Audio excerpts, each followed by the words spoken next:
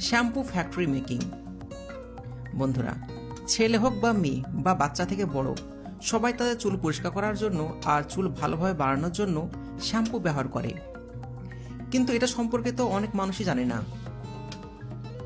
আসলে আমরা যে শ্যাম্পু চুল পরিষ্কার করার জন্য ব্যবহার করি, সেই শ্যাম্পু বানানো হয় কিভাবে?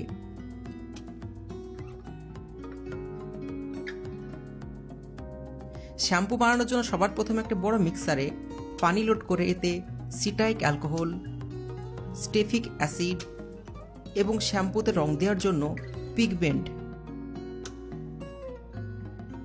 আর ইউরিয়া ঢেলে ভালোভাবে মিক্স করে নেওয়া হয়। তারপর একটি কনভেয়ার বেল্টের উপরে শ্যাম্পুর বোতল রাখা হয় আর সামনের দিকে পাঠিয়ে দেওয়া হয়। তারপর এই বোতলে শ্যাম্পু লোড করে সেই বোতলগুলো কনভেয়ার বেল্টের সাহায্যে সামনের দিকে পাঠানো হয়। তারপর এই বোতলের উপর ঢাকনা লাগিয়ে এগুলো বন্ধ করে দেওয়া হয়। তারপর এগুলো সামনের দিকে পাঠিয়ে দেওয়া হয়। এবার শ্যাম্পুর বোতলের উপর কোম্পানির বানানো স্টিকার লাগিয়ে সামনের দিকে পাঠানো হয়। ঠিক এমনভাবে ফ্যাক্টরিতে শ্যাম্পু তৈরি করা হয়।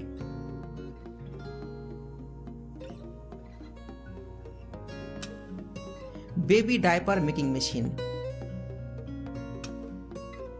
বেবি ডাইপার বানানোর জন্য এই মেশিনে একসাথে দুটি বিশেষ ধরনের রোল লাগানো হয়, যাকে সেলুলাস পাল্প বলা হয়।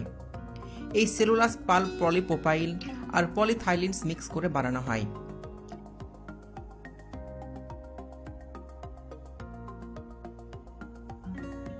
এবার বাচ্চাদের ইউরিন অর্থাৎ পেশাব অ্যাবজর্ব করার জন্য এর উপরে সোডিয়াম পলিক্লেট, লুগদি আর পলিস্টার এই মেশিন প্রেস করে লাগিয়ে দেয়।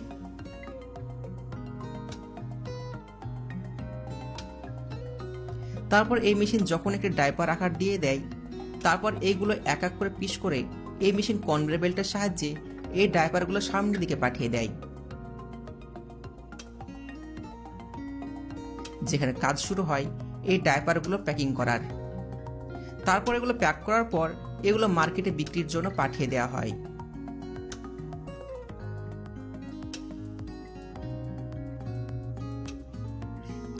Foundation factory making. বন্ধুরা, ফাউন্ডেশন ছেলে হোক বা মেয়ে তাদের চেহারা রং ফর্সা করার জন্য ব্যবহার করে থাকে।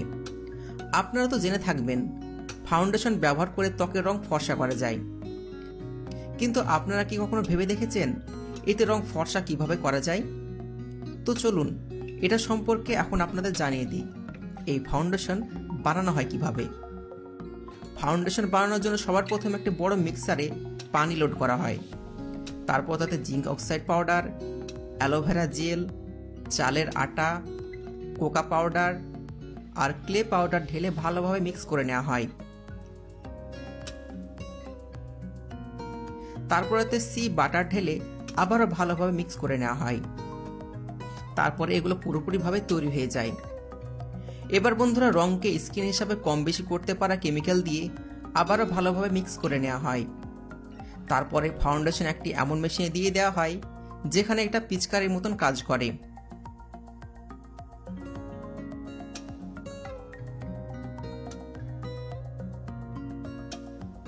তারপরে এই মেশিন ফাউন্ডেশনগুলোকে ফাউন্ডেশনের বক্সে ভালোভাবে লোড করে দেয়। তারপর এর পিছনের অংশ এই মেশিন প্রেস করে বন্ধ করে দেয়। এবার এর উপর ঢাকনা লাগিয়ে দেওয়া হয়। তারপর এগুলো একসঙ্গে বক্সে প্যাক করে মার্কেটে বিক্রি করার উদ্দেশ্যে পাঠিয়ে দেওয়া হয়।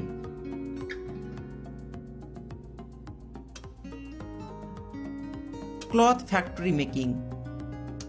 আপনার মার্কেটে যেসব কুর্তি, সালোয়ার কামিজ, কাপড়, বেডের বড় বড় চাদর অর্থাৎ বিভিন্ন ধরনের কটন, সুতির বিভিন্ন কাপড় কিনে আনেন, তো এটা কি কখনো ভেবে দেখেছেন এই কাপড় ফ্যাক্টরিতে কিভাবে তৈরি করা হয়?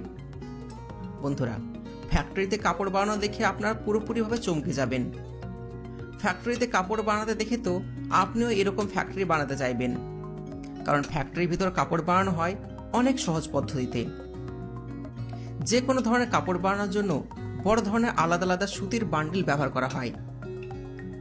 তো শুধু সুতোর বান্ডিল ক্লথ মেকিং মেশিন লাগিয়ে ছেড়ে দিতে হয়। তারপরে বাকি সমস্ত কাজ এই মেশিন নিজে থেকেই করে দেয়।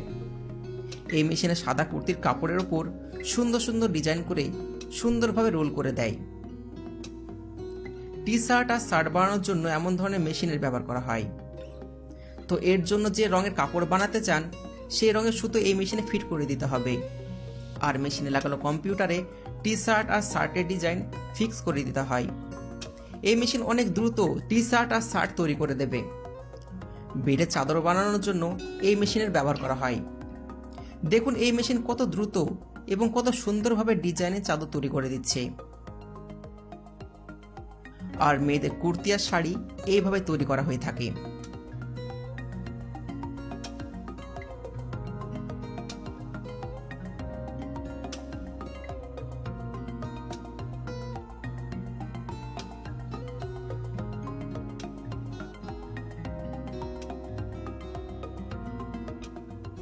আর আপনারা ঘরে বসে উলের সোয়েটার এই ছোট মেশিনের সাহায্যে অনেক দ্রুত সুন্দরভাবে ডিজাইনের সাথে বানাতে পারবেন।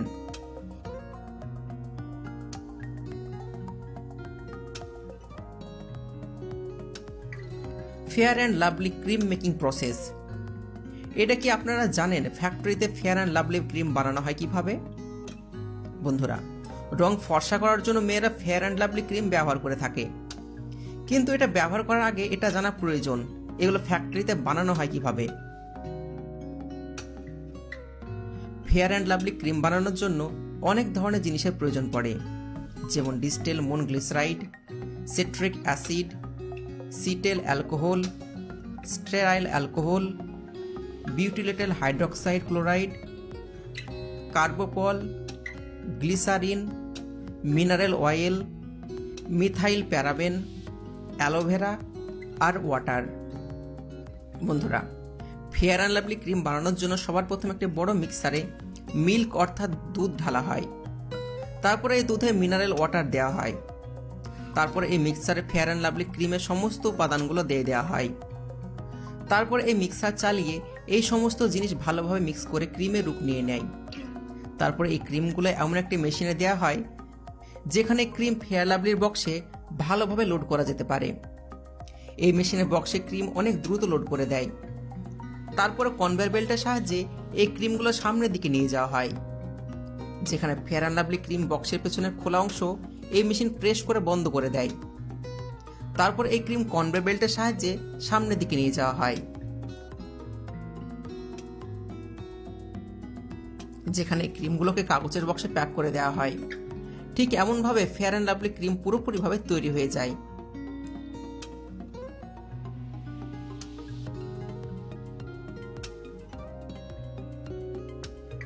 Polyester cloth making process. বন্ধুরা, আপনারা কি জানেন খারাপ প্লাস্টিক দিয়ে নতুন নতুন সুন্দর কাপড় বানানো যায়?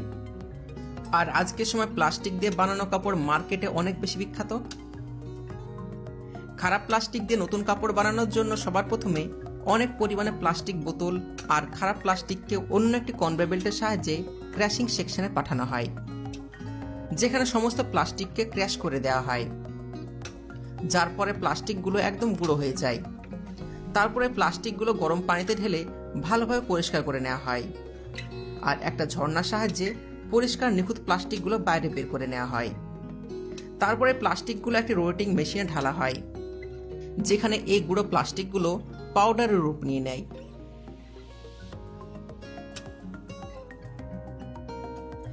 তারপরে এই প্লাস্টিক পাউডারগুলো এই মেশিনে ঢেলে লম্বা আর মোটা ধাগা রূপ নিয়ে নেয়।